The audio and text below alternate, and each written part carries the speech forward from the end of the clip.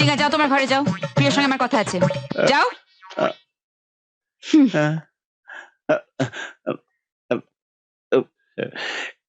গামুছা সেটি বলিলে বিশ্বাস করিবেনি মেম সাহেব, বড়ই বেদনা উঠেছিল পেটে।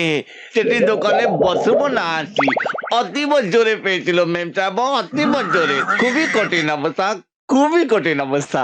হ্যাঁ মেম সাহেব, আপনি অফিসে যায়নি? না। মুটিকে খাবার নিয়ে আউছি। প্রিয়, দাঁড়াও, এখানে আমার সামনে দাঁড়িয়ে থাকো, কোথাও যাবে না। হ্যাঁ, এর একটা হেস্ত নেস্ত চাই।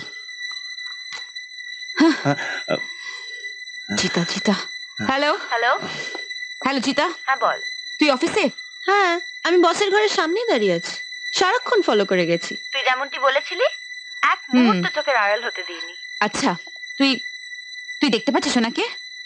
হ্যাঁ রে বাবা, আমি পরিষ্কার দেখতে পাচ্ছি, বসের ঘরে বস ফোনে কথা বলছি। হ্যাঁ, ওকে। আর ইউ শিওর চিতা?